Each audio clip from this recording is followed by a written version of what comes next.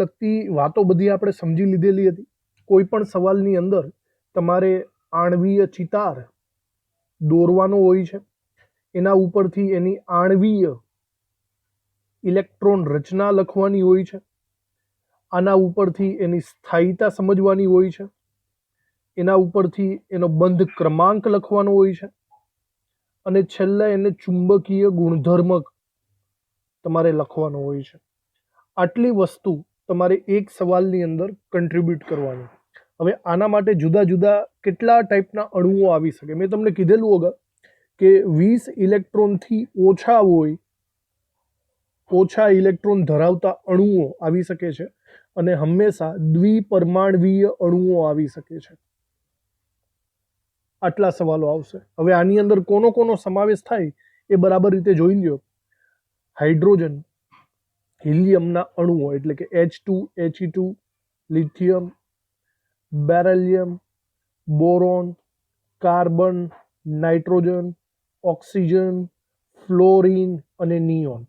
હાઇડ્રોજનથી લઈને નિયોન સુધીના અણુઓ આની અંદર પૂછાઈ શકે છે. આ સિવાય ક્યારેક ક્યારેક વિષમ કેન્દ્રીય એટલે કે કાર્બન મોનોક્સાઇડ આવી શકે, નાઇટ્રોજન એટલે કે નાઇટ્રિક ઓક્સાઇડ આવી શકે. આવા અણુઓ પણ પૂછાઈ શકે. જો કે આના બધાના ઇલેક્ટ્રોન 20 કરતાં ઓછા હોવા જરૂરી છે. અને બીજી વાત, ક્યારેક તમને આયનો પણ આપી શકે. For example O2-1.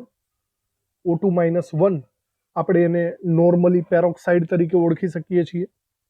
O2-2 આવી શકે છે, CO+ આવી શકે, NO+ આવી શકે, NO- આવી શકે. સમજો છો? તો આ દરેકે દરેક સિચ્યુએશનમાં આપણે આણ્વીય ચિતાર દોરવાના હોય છે. જો આણ્વીય ચિતાર તમારા સાચા પડે તો નીચેની બધી વસ્તુઓ ઓટોમેટિકલી સાચી પડશે. તો આપણે આને રિલેટેડ આપણે પ્રેક્ટિસ કરવાની છે. આમાંથી અમુક અણુઓ આપણે અહીંયા ડ્રો કરીને સમજી લઈશું. બાકીના તમે તમારી જાતે ટ્રાય કરો એવી હું ઈચ્છા રાખું છું. તો સૌથી પહેલાં આપણે સાદામાં સાદા અણુથી ચાલુ કરીએ. H2 અણુનો. H2 અણુનો આણ્વીય ચિતાર, સ્થાયીતા, બંધ ક્રમાંક, ચુંબકીય ગુણધર્મ વગેરે વગેરે આપણે લખવાનું. જો તમને પહેલા તો કોઈ પણ એક અણુ આપે ને એટલે યાદ રાખજો બરાબર રીતે. સૌથી પહેલા તમારે એના ઇલેક્ટ્રોન ગણી લેવાના. H2 અણુ તો તમે પહેલા ઇલેક્ટ્રોન ગણો. હાઇડ્રોજનનો એક ઇલેક્ટ્રોન હોય અને હાઇડ્રોજનનો એક ઇલેક્ટ્રોન, H2 એટલે કે ટોટલ 2 ઇલેક્ટ્રોનની વાત ચાલે છે. તો તમારે 2 ઇલેક્ટ્રોનને રિલેટેડ આણ્વીય ચિતાર દોરવાનો છે. એટલે નાનામાં નાનો આણ્વીય ચિતાર જ થશે. આણ્વીય ચિતાર કેવી રીતે દોરાય એ આપણને ખબર જ છે. આખો આણ્વીય ચિતાર ડ્રો કરવાની કોઈ જરૂર નથી. માત્ર 2 ઇલેક્ટ્રોનને રિલેટેડ જ આણ્વીય ચિતાર તમારે ડ્રો કરવાનો. સૌથી પહેલા તમારે આવી રીતે 2 લીટીઓ ડ્રો કરી નાખવાની.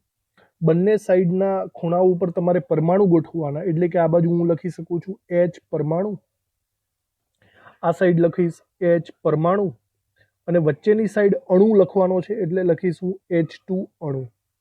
આવી રીતે આખી ગોઠવણી થશે. હવે હાઇડ્રોજન પરમાણુ મતલબ આનો એક જ ઇલેક્ટ્રોન હોય 1s1. આ બાજુ પણ હાઇડ્રોજન પરમાણુ, એનો પણ 1s1 ઇલેક્ટ્રોન હોય છે. તો એ આપણે બંનેને અહીંયા ડ્રો કરીએ. જો ડ્રો કરીએ આવી રીતે તો આ એક 1s કક્ષક અને આ એક 1s કક્ષક થઈ જશે આપણા માટે. 2 પરમાણવીય કક્ષકો એકબીજા સાથે જોઈન્ટ થશે ત્યારે 2 આણ્વીય કક્ષક બનશે. એમાંની એક નીચેની તરફ હશે, આપણને ખબર જ છે, બરાબર, અને એક ઉપરની તરફ હશે. જે નીચેની તરફ છે એને નામ આપશું આપણે બંધકારક σ1s. ઉપરની તરફ છે એટલે બંધ પ્રતિકારક σ*1s. પછી આ બંનેને આપણે જોઈન્ટ કરી દેવાનું. આણ્વીય કક્ષકોને આવી રીતે તમે જોઈન્ટ કરી શકો છો.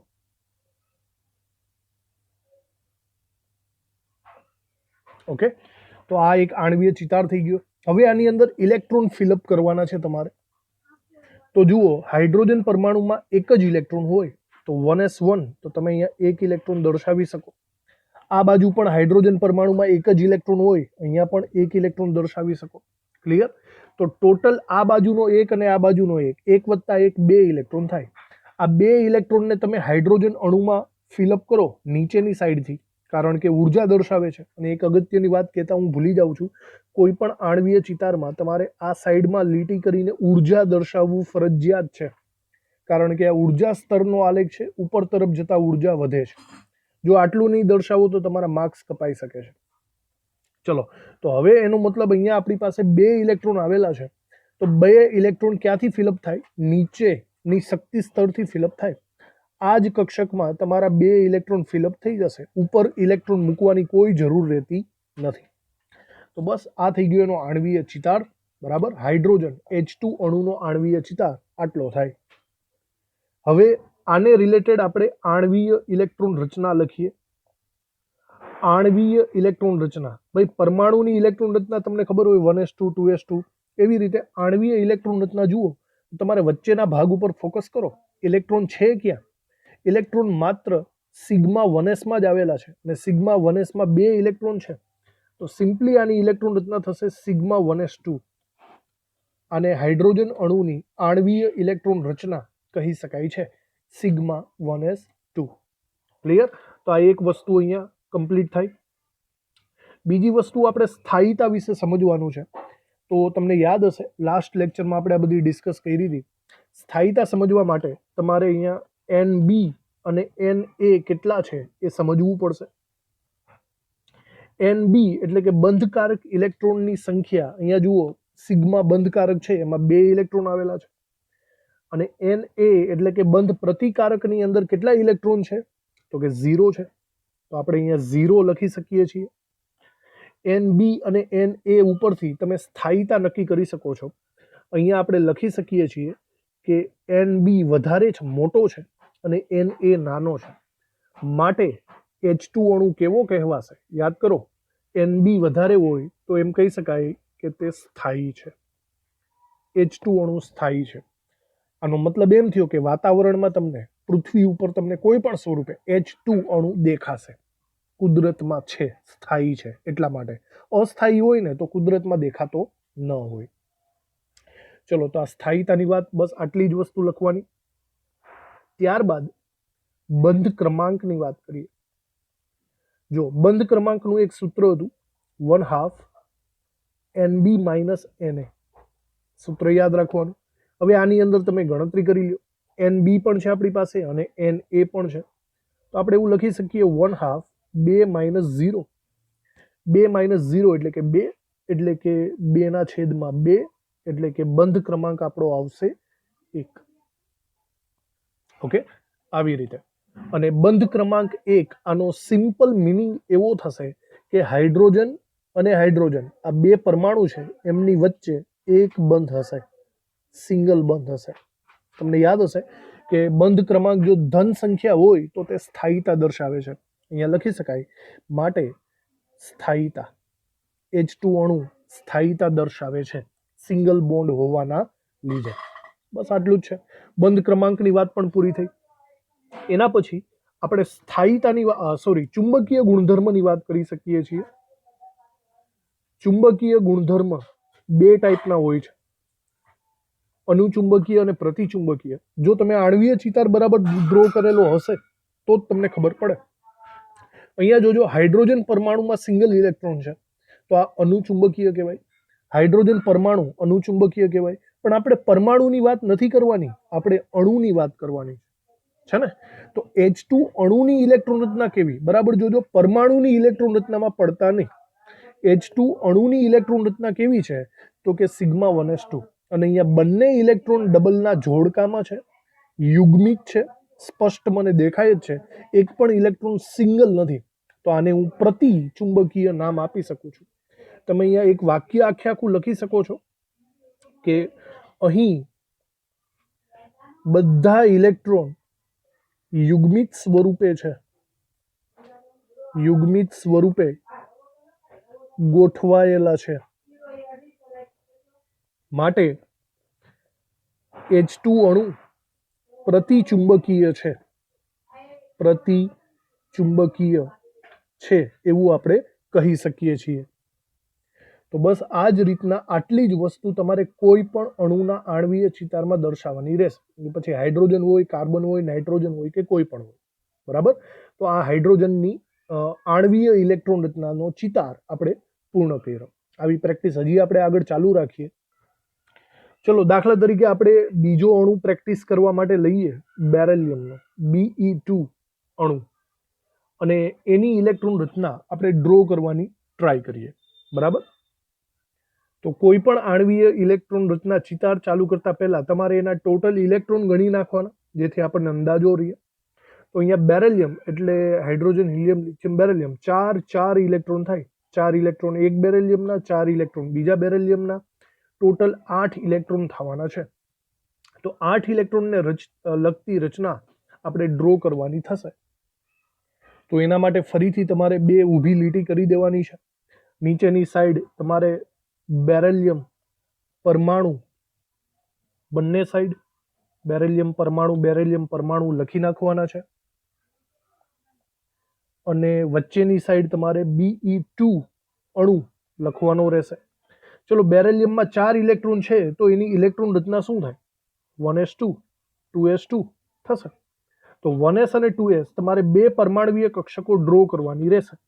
જુઓ, 2 પરમાણવીય કક્ષકોને આપણે આવી રીતે ડ્રો કરી શકશું. એક પરમાણવીય કક્ષક, આને આપણે નામ આપીએ 1s, અને બીજી પરમાણવીય કક્ષક, ચલો આપણે એને અહીંયા ડ્રો કરીએ, એને નામ આપણે આપીએ 2s. સિમિલર અહીંયા તમને યાદ હોય તો બાજુમાં તમારે ઉર્જા દર્શાવવી પડશે. આ સાઈડમાં લખવું ખૂબ જ જરૂરી છે. હવે 1s જ્યાં ડ્રો કરો છો, એક્ઝેક્ટ સામેની સાઈડ ત્યાં બીજો 1s કક્ષક ડ્રો કરવી, કારણ કે આ 1s અને આ 1s ની ઉર્જા સમાન છે. આવી રીતે.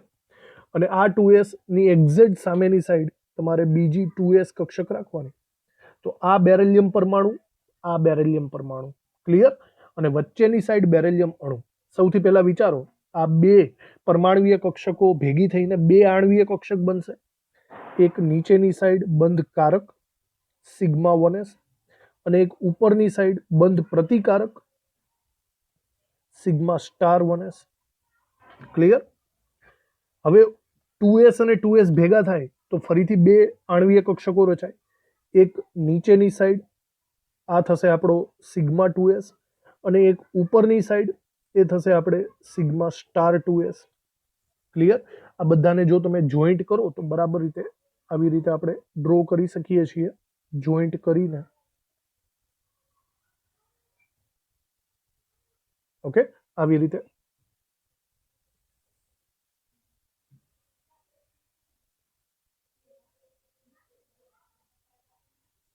ક્લિયર? તો આ એક ખાલી આણવીય ચિતાર થઈ ગયા. હવે જસ્ટ આપણે એની અંદર ઇલેક્ટ્રોન્સ મૂકવાના બાકી છે. તો જુઓ, બેરેલિયમ પરમાણુમાં 4 ઇલેક્ટ્રોન હોય, 1s2 2s2. તો જો એના ઇલેક્ટ્રોન્સ મૂકીએ આપણે તો 1 2 3 4 1s2 2s2 થઈ ગયા. સિમિલર આ બાજુના બેરેલિયમ પરમાણુમાં પણ 1 2 3 અને 4 થઈ ગયા. તો હવે વચ્ચેની સાઈડ જો તમે Be2 અણુ વિચારો તો આ બાજુના 4 વત્તા આ બાજુના 4, 4 ને 4 8 ઇલેક્ટ્રોન મૂકવા પડે. તમારે નીચેની સાઈડથી ઇલેક્ટ્રોન ફિલઅપ કરવાનું ચાલુ કરવાનું. તો નીચેની સાઈડથી ફિલઅપ કરો.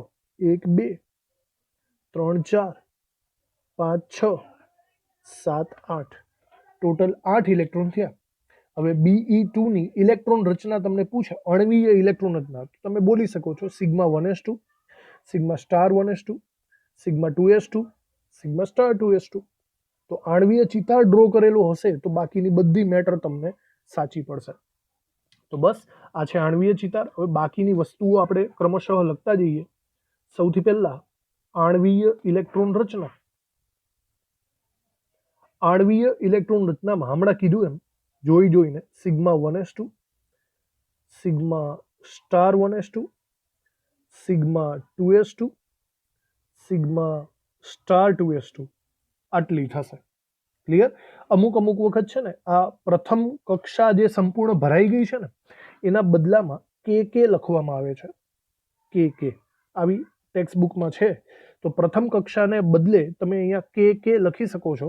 કે કરીને sigma 2s2, sigma star 2s2 આવી રીતે પણ દર્શાવી શકાય. હું પ્રેફર કરું છું કે તમે પૂરેપૂરું જ લખો. ઓકે, તો આ બંને પોસિબિલિટીઝ છે આણવીય ઇલેક્ટ્રોન રચનાને રિલેટેડ. હવે આપણે સ્થાયીતા વિશે જોઈ લઈએ, એટલે કે NB માઇનસ NB અને NA વિશે.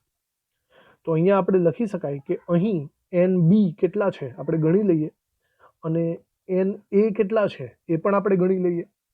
ચલો, એન બી એટલે કે બંધકારક ઇલેક્ટ્રોનની સંખ્યા જુઓ બરાબર રીતે, તો આ બંધકારક છે અને આ પણ બંધકારક છે, તો 2 ને 2 4 થશે. અને બંધ પ્રતિકારકમાં સ્ટાર વાળા, ચલો એ પણ 4 છે, તો ટોટલી 4 ઇલેક્ટ્રોન થશે. એન બી માં પણ 4 ઇલેક્ટ્રોન, એન એ માં પણ 4 ઇલેક્ટ્રોન. તો અહીંયા મને એવું દેખાય છે કે એન બી અને એન એ ઇક્વલ દેખાય છે મને, બરાબર. તો એન બી બરાબર એન એ થાય છે. અને જો આ બરાબરની સિચ્યુએશન હોય તો સ્પષ્ટ હું એમ કહી શકું છું કે આ અણુ અસ્થાયી છે. He2 સોરી He નહીં પણ Be2 અણુ અસ્થાયી છે. તમને યાદ હશે મેં અગાઉ કીધેલું છે કે NB મોટો હોય તો જ સ્થાયીતા દર્શાવાય, NB નાનો હોય કે ઇક્વલ હોય તો અસ્થાયી અણુ થશે. આનો મતલબ એમ થયો કે તમને કુદરતમાં Be2 અણુ ક્યાંય જોવા મળવાનો નથી, એ સ્વરૂપ એ અસ્તિત્વ ધરાવતો નથી, આવું થશે. ચલો તો આ મતલબ NB અને Na ને રિલેટેડ સ્થાયીતાની વાત થઈ ગઈ. ત્યારબાદ આપણે એને બંધ ક્રમાંકની રીતે જોઈએ તો આપણી પાસે બંધ ક્રમાંકનું સૂત્ર છે, બંધ ક્રમાંક બરાબર 1/2 NB માઇનસ Na. ચાલો NB માઇનસ Na તો 1/2 4 માઇનસ 4 થશે, 4 માઇનસ 4 એટલે કે 0, 0 ના છેદમાં 2 એટલે કે 0. તો બંધ ક્રમાંક અહીંયા 0 છે. ભાઈ બંધ ક્રમાંક 0 નો મતલબ એમ થયો કે એક બેરેલિયમ અને બીજા બેરેલિયમ વચ્ચે કોઈ પણ પ્રકારનું બંધન જ નથી. એક બેરેલિયમ અને બીજા બેરેલિયમ વચ્ચે કોઈ બંધ જ નથી, તો સ્પષ્ટ વાત છે તે અસ્થાયી જ કહેવાય, બરાબર. તો હું અહીંયા લખી શકું છું કે માટે Be2 અસ્થાયી છે, જે આપણે ઓલરેડી અગાઉ કહી ચૂક્યા છીએ. બંધ ક્રમાંક 0 એટલે અસ્થાયી. અને સૌથી છેલ્લે આપણે ચુંબકીય ગુણધર્મની વાત કરી નાખીએ. ચુંબકીય ગુણધર્મ જુઓ બરાબર રીતે. ચુંબકીય ગુણધર્મ બે ટાઈપના, કાં તો અનુચુંબકીય કાં તો પ્રતિચુંબકીય. આણ્વીય ચિતાર જોઈશું તો જ ખબર પડશે. આણ્વીય ઇલેક્ટ્રોન રચનામાં બધા ઇલેક્ટ્રોન મને ડબલ ડબલ ડબલ ડબલના જોડકામાં જ દેખાય છે, એક પણ ઇલેક્ટ્રોન સિંગલ સિચ્યુએશનમાં મને દેખાતો નથી. એનો મતલબ આ પ્રતિચુંબકીય ગુણધર્મ ધરાવે છે. આખું વાક્ય લખવાનું, અહીં બધા ઇલેક્ટ્રોન યુગ્મિત સ્વરૂપે હોવાથી, યુગ્મિત સ્વરૂપે હોવાથી Be2 અણુ કેવો થશે? પ્રતિચુંબકીય થાય.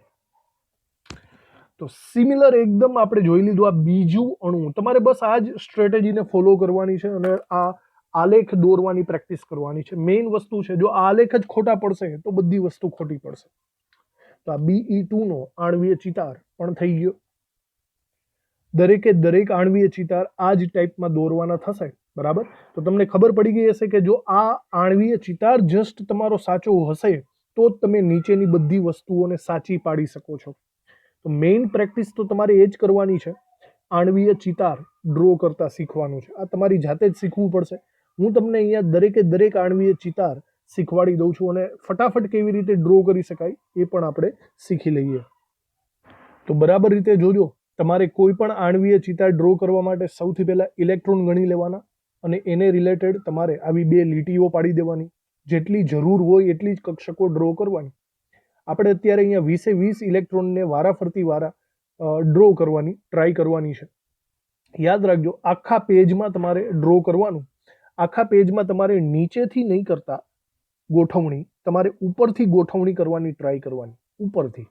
તો તમે જ્યારે ઉપરથી ગોઠવણી કરશો ત્યારે આવી રીતે તમારે ડ્રો કરવાનું. સપોઝ આપણે માટે ટ્રાય કરીએ છીએ, બરાબર.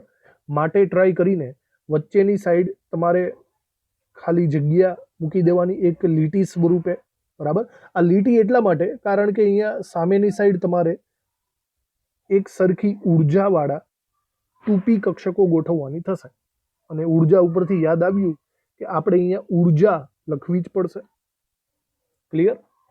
આ મિડલ અવસ્થા થઈ ગઈ. હવે માટે ઉપર અને એક માટે નીચે આપણે ડ્રો કરી શકીએ આવી રીતે. પછી જોઈન્ટ કરી દો. તો આ 2p કક્ષક થઈ ગઈ આપણા માટે, બરાબર. હવે એની નીચે આપણે ડ્રો કરી શકીએ છીએ 2s કક્ષક. તો એમાં પણ સિમિલર એવી જ રીતના કરશું, એક ઉપરની સાઈડ રાખશું, વચ્ચે મિડલ એરિયા રાખશું, બરાબર. સાઈડમાં બંને જગ્યાએ તમારે 2s કક્ષક કરવાની અને એક નીચેની સાઈડ કરવાની, આવી રીતે. અને છેલ્લે તમારે 1s કક્ષક દર્શાવવાની સિમિલર રીતે, ઉપરની સાઈડ એક, વચ્ચે મિડલ એરિયા, બંને સાઈડ પરમાણવીય 1s અને એક નીચે. ક્લિયર? તો આના ઉપરથી એક વસ્તુ આવી રીતે કહી શકાય કે આ બાજુનો એરિયા પરમાણુનો છે, આ બાજુનો એરિયા પણ પરમાણુનો છે, અને વચ્ચેનો એરિયા કોનો કહેવાય? વચ્ચેનો એરિયા અણુનો છે. સમજાઈ ગયું? તો આવી રીતે આપણે ડિસ્ટ્રીબ્યુટ પાર્શલ પાડી શકીએ છીએ. આ બધાને એકબીજા સાથે હવે આપણે જોઈન્ટ કરી દેવાના છે, આવી રીતે. ક્લિયર?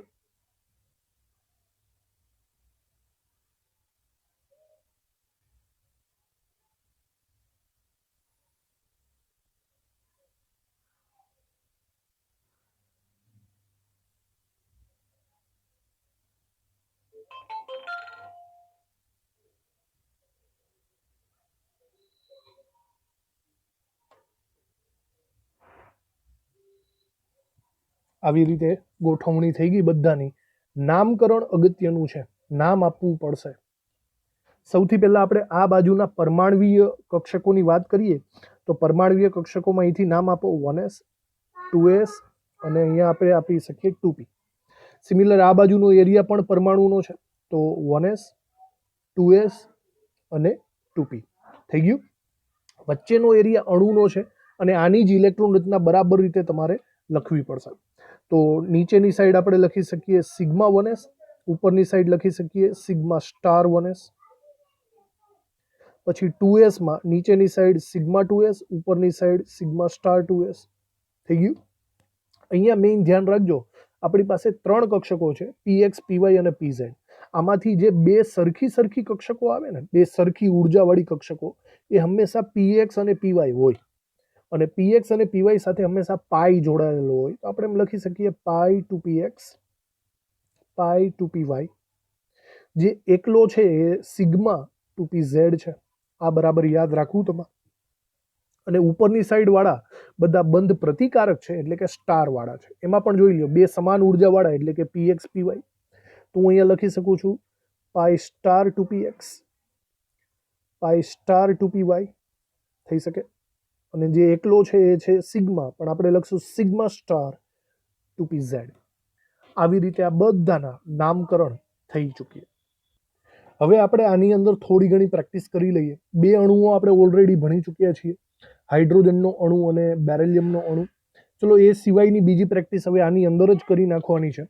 દાખલા તરીકે આપણને C2 અણુ પૂછે, તો ફટાફટ જોઈએ C2 અણુ એટલે કે ટોટલ ઇલેક્ટ્રોન કેટલા થાય.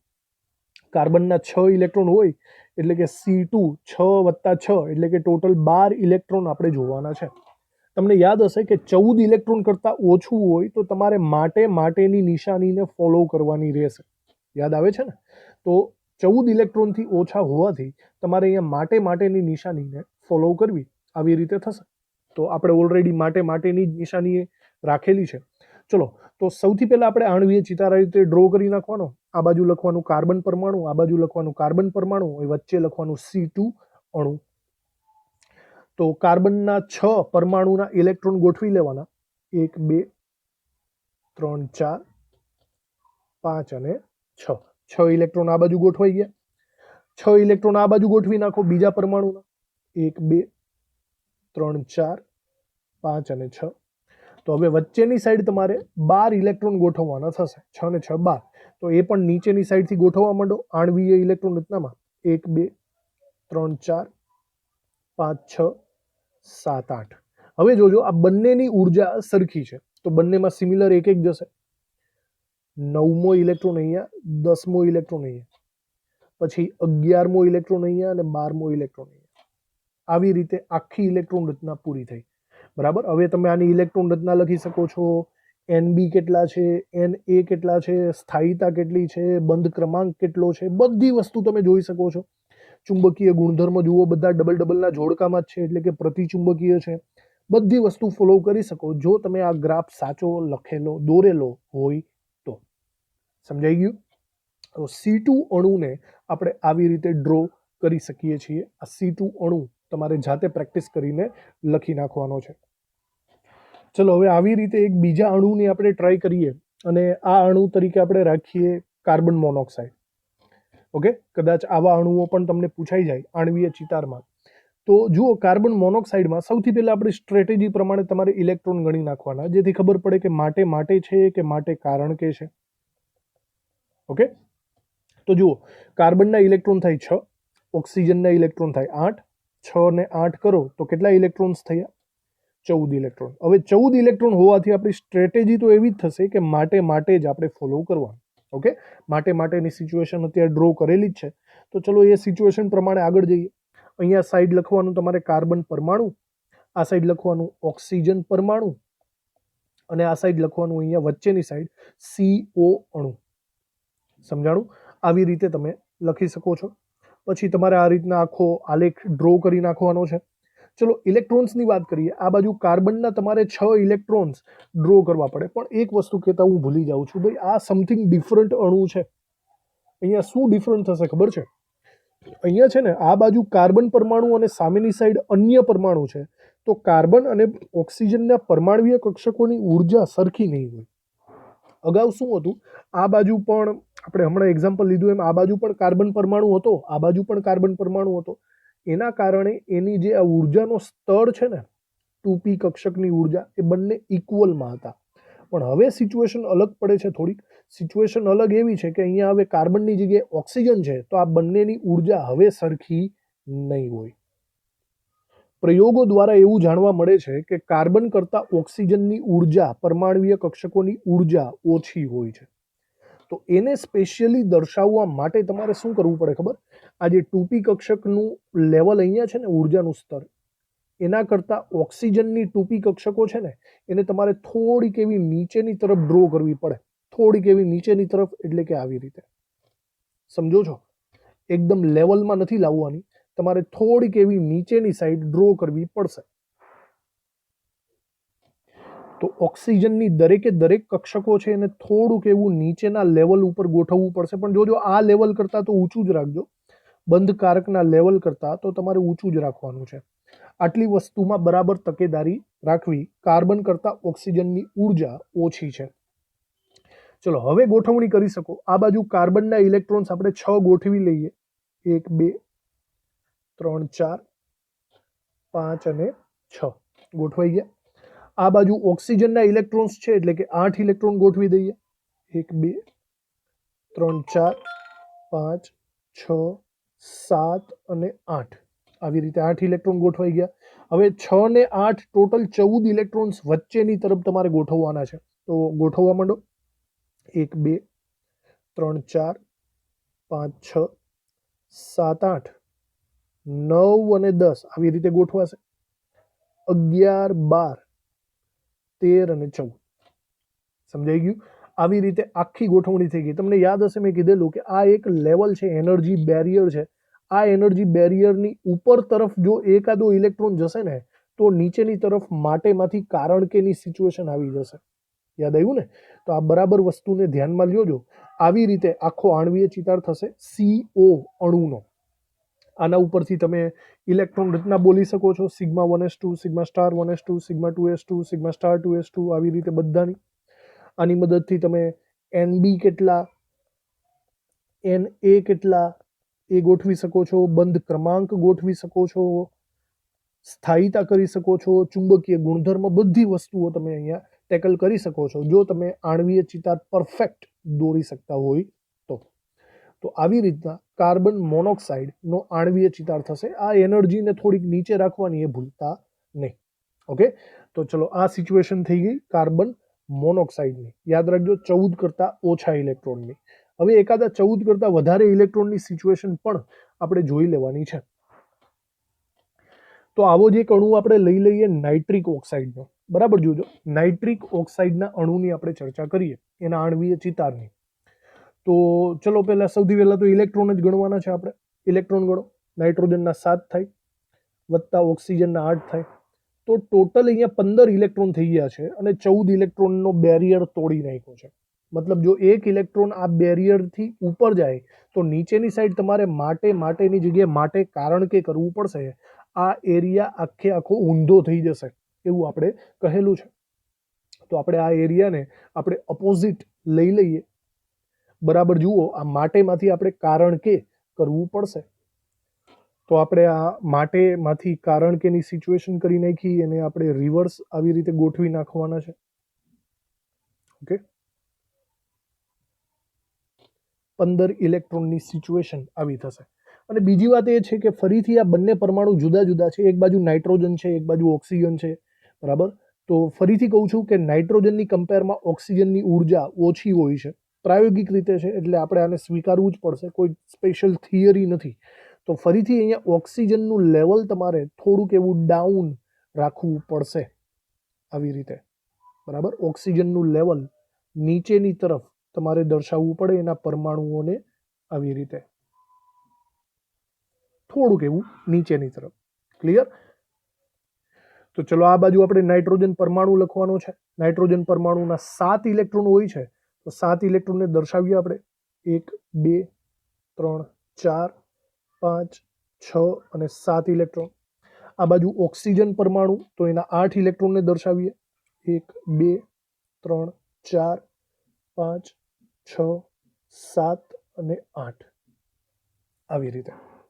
તો 7 અને 8 બંને ભેગા થઈને ટોટલ 15 ઇલેક્ટ્રોન થશે, જે મિડલની સિચ્યુએશનમાં આપણે દોરવાના પડશે.